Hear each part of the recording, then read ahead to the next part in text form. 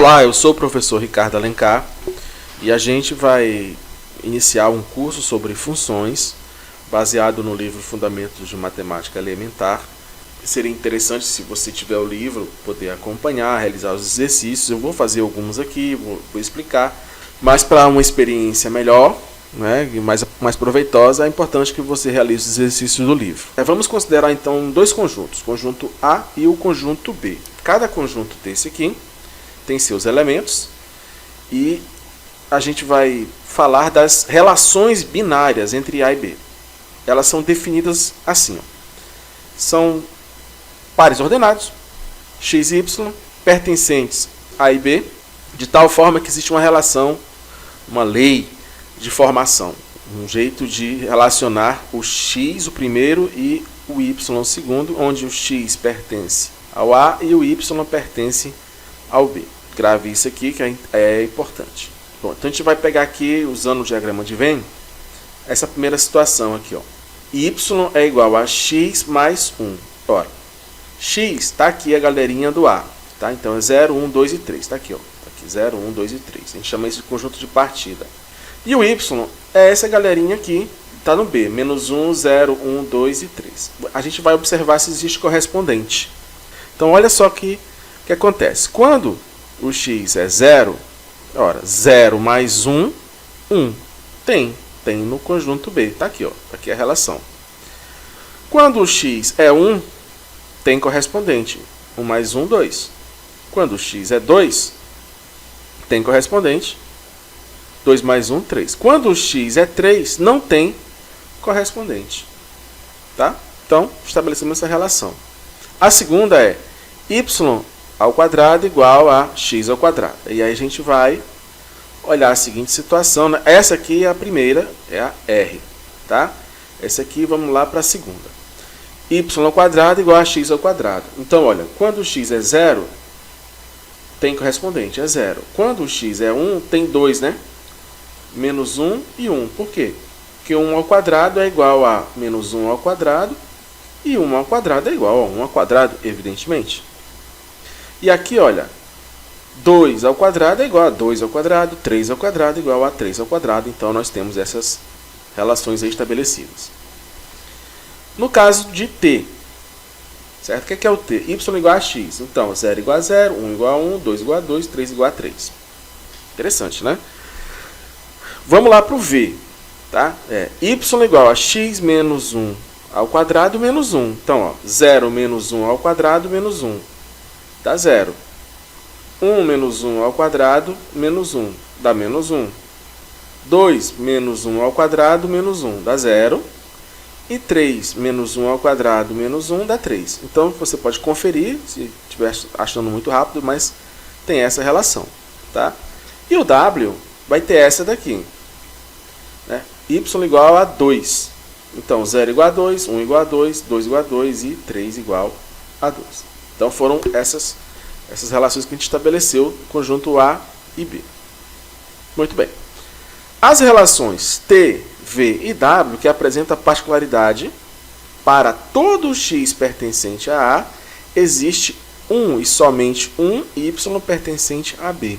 Tal que x e y pertencem à relação. Olha, vamos lá. T, V e W. Tá? Vamos entender. Para todo x daqui, deixa eu até mudar a cor para chamar a atenção aqui, vamos pegar outra cor. Para todo mundo daqui, e todo mundo daqui, para todo x pertencente a A, existe apenas um y. Né? Então, ó, para todo mundo, para o 0 só tem 1, para o 2 só tem 1, para o 1 só tem 1, para o 3 só tem 1. Repara que no R nem todo mundo foi. E no S existia duas correspondências, pelo menos. Nos outros T, V e W, para todo mundo que está no conjunto de partida, existe apenas um correspondente no conjunto de chegada. Tá? Recebe então o nome de aplicação de A em B. Então o T, o V e o W recebe o nome de aplicação de A em B, ou função definida em A com imagens em B. Tá? Então, essa relação é uma relação especial. Todo mundo de X tem apenas um correspondente em Y. Todos do conjunto de partida só tem um correspondente no conjunto de chegada. E aí começamos a entender o que é uma função. Existem diversas funções matemáticas. A gente vai lidar com todas as possíveis para o ensino médio, preparatório para o nível superior. Esse é um curso voltado para a preparação do nível superior. Tá? Talvez você nem encontre isso para o Enem, mas se você estiver estudando para o Enem, sempre é bom aprender um pouquinho mais aprofundado. Tá? Então, esse curso ele tem esse sentido. Então, a primeira coisa é essa relação que você tem que entender quando é essa aplicação de A em B ou função definida em A com imagens em B. É que para todo X existe um só Y pertencente a B. A gente escreve assim, ó, para todo X pertencente a A existe um só Y pertencente a B. Tá? Aí no caso aqui o 1 eu não sei como é que eu colocaria. Um só. Eu não vou colocar um não, tá? Existe um só Y pertencente a B.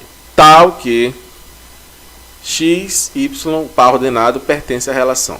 Né? Tal que X, Y pertence à relação A por B. E tem uma leizinha aqui de formação. Pronto. A partir daqui a gente vai começar a desenvolver a ideia de função.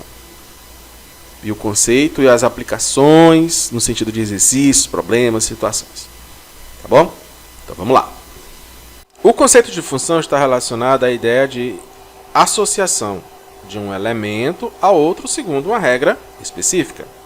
Então, tamanho de população relacionado apenas ao tempo ou variando em função da variação do tempo, ou associado ao tempo e também ao espaço, ou a qualquer outro fator que interfira nessa população em estudo. O preço de um produto pode estar associado apenas a seu custo de produção, ou ao seu custo e à margem de lucro do fabricante, ou custo, margem de lucro e a demanda populacional que as pessoas pedem. O volume de uma esfera pode estar associado apenas ao seu tamanho de raio. Porém, o raio pode variar com o tempo. E assim o volume estará variando também com a variação do tempo e assim por diante. Então, essa é a nossa ideia. Olha só. Um freguês de uma padaria compra todos os dias a R$ 1,10 o litro, né, de leite. E alguns pãezinhos, eu não sei quantos, pãezinhos a 20 centavos cada. Como se pode representar a despesa dessa pessoa? Então vamos chamar D de despesa, tá? Vamos chamar de, sei lá, de B o valor do leite aqui, ó, 1,10, que é o que ele gasta. E quanto ele gasta com pãezinho? Não sei, porque são alguns pãezinhos. Então eu vou chamar pãezinho de X, porque eu não sei a quantidade desses pãezinhos. Alguns pãezinhos. Tá? Cada pãozinho vai ser 20 centavos. Se eu comprar um pãozinho, 20 centavos. 2, 40 centavos. 3, 60 centavos. Então eu posso mudar dia a dia o meu custo. Geralmente a pessoa compra a mesma quantidade, mas pode ser que mude. Então, essa outra parte aqui, ó, isso aqui é o leite, certo? E a parte dos pães é um X multiplicado por um valor aí fixo, nesse caso aqui, 20 centavos. Então, essa é a minha despesa diária. Essa despesa, ela depende da quantidade de pães. Então, ela vai ser todo dia o valor de 1 litro de leite, mais a quantidade de pães multiplicado por 20 centavos. Então, olha só a lei, né, específica aqui dessa relação da despesa com o pão. Vamos pegar aqui o caso do táxi. Um táxi cobra R$ 3,50 a bandeirada. e 1,20 por quilômetro rodado. O que é bandeirada? Quando a pessoa senta no táxi, ela já paga 3,50. Ah, desisti. Não, pague 3,50, não sai daqui.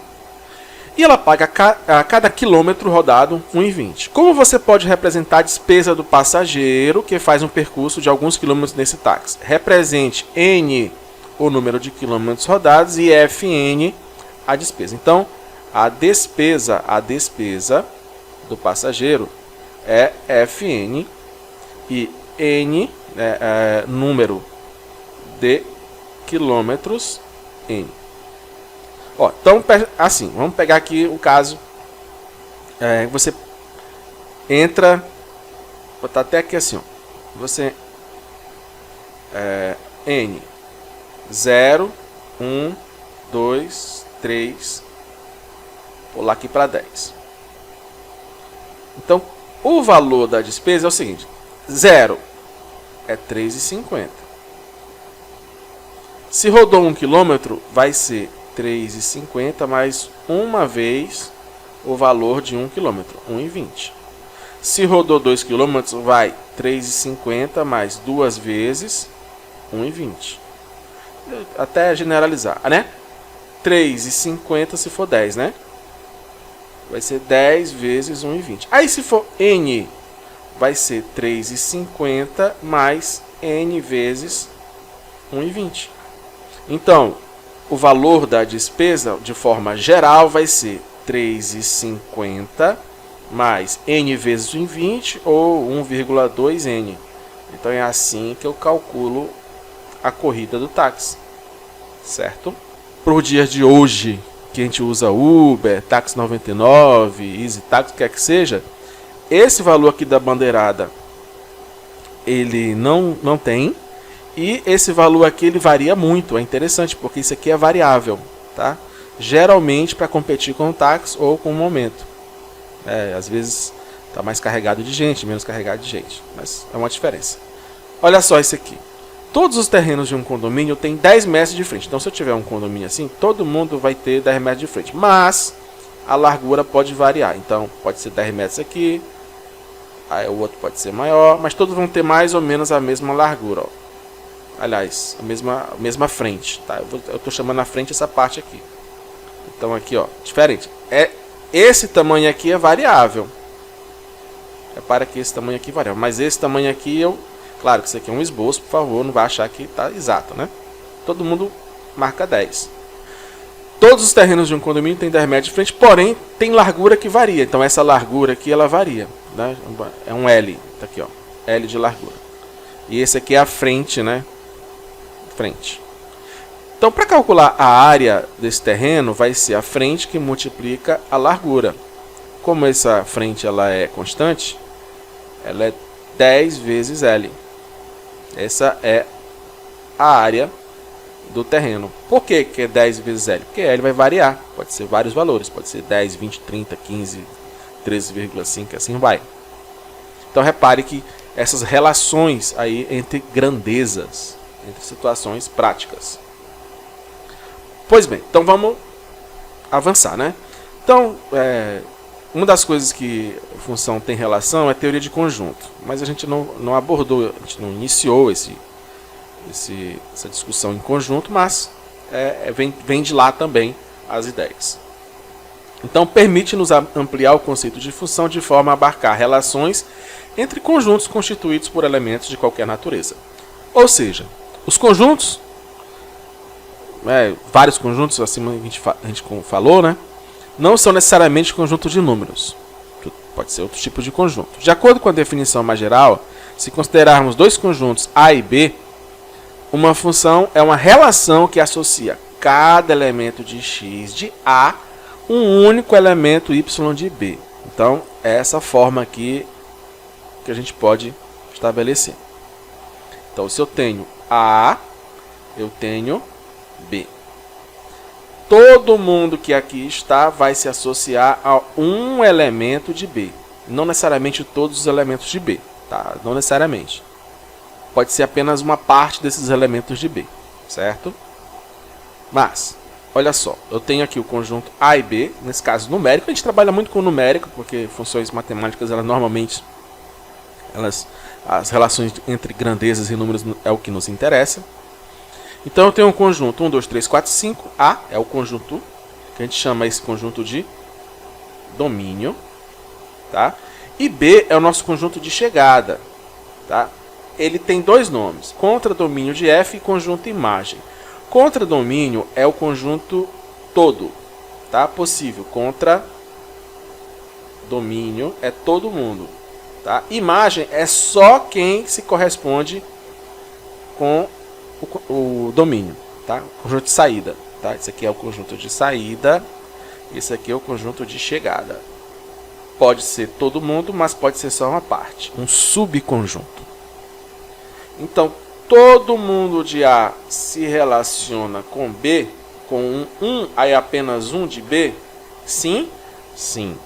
Quem é o domínio? 1, 2, 3, 4, 5. Quem é o contradomínio? 1, 2, 3, 4, 5, 6, 7. Quem é imagem? É só essa galerinha aqui, ó. É só quem se corresponde. Então aqui nós temos uma função, tá? Aqui nós temos uma função. Agora olha só isso daqui, ó. 3, 4 e 5 se relaciona com essa galerinha aqui. É uma função? Não, por dois motivos. Nem todo mundo de A tem relação com B. E tem elemento de A que tem, olha, duas imagens. Ou seja, não função. Tá? Não é função. Tudo bem? Cada elemento de A, um único elemento de B. Isso é uma função. Se não for assim, não é função. É outro tipo de relação. Não é função. Não é uma aplicação de A em B. Bom, então uma função matemática é uma relação entre dois conjuntos, quaisquer, que associa cada elemento de partida, denominado domínio, um único elemento de um conjunto de chegada, denominado contradomínio. Os elementos do contradomínio, que são imagem de algum elemento do domínio, constituem o conjunto imagem. Então, o que eu quero dizer com isso? Imagina que você e seus amigos estão na frente de um espelho grande. Mas só você e seu grupo de amigos, né? Vamos ver no shopping. E aí as pessoas estão passeando lá atrás. E por uma questão mágica, existe a possibilidade de todo mundo aparecer, mas só aparecem vocês no espelho. Ou seja, as suas imagens. Vocês são o domínio. O espelho, com a possibilidade de aparecer todo mundo, é o contradomínio. E a imagem são só vocês, porque só vocês aparecem. Porque esse espelho é mágico, ele tem uma regra mágica lá, que só aparece vocês e seus amigos. Essa é a ideia do conjunto imagem. Tá? Bom, vamos um pouco mais matematicamente aqui, né? Dados dois conjuntos A e B, não vazios, uma relação de F de A em B, recebe o nome de aplicação de A em B, ou função definida em A com imagens em B. Se, e somente se, para todo x pertencente a A, existe um só y pertencente a B, tal que x e y pertencem a F. Modo mais simbólico, né? F é a aplicação de A em B, se e somente se, para todo x pertencente a A, existe um y pertencente a B, tal que x e y pertencem a F. Tá? Essa é a tradução dessa frase aqui, essa transformação matemática. Então, gravando, eu quero que você grave isso. É necessário que todo elemento de x pertencente a A participe pelo menos de um par xy pertencente a F. Isto é, todo elemento de A deve servir como um ponto de partida da flecha. Naquela questão dos conjuntos de um lado e do outro, né? É necessário que cada elemento de x participe de apenas um único par xy. Isto é, cada elemento de A deve servir como um ponto de partida de uma única flecha. Então, por que não é função? Tá, aqui, ó. Por isso que não é função. Por que não é função? Porque isso aqui, olha, tem dois. Lá. Só pode ser função se eu tiver aqui, ó.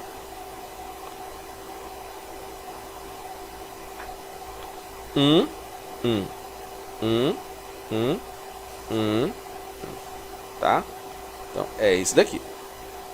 Todo mundo que aqui está se relaciona com um e apenas um. Então, esse aqui é o nosso A, esse aqui é o nosso B, e isso aqui é uma função. Eu estou reforçando porque essa primeira aula é só para você aprender o conceito e a definição matemática de função, tá? Então, sejam A, B, né? Na verdade aqui, AB contido nos reais, tá? Então, o que são os reais? Você lembra que são reais? Reais é a junção dos naturais, dos inteiros, dos racionais e dos irracionais, tá? São os reais. Parece sei lá, um zeppelin, uma bomba, um peixe. Esses são os reais, tá? O conjunto dos reais.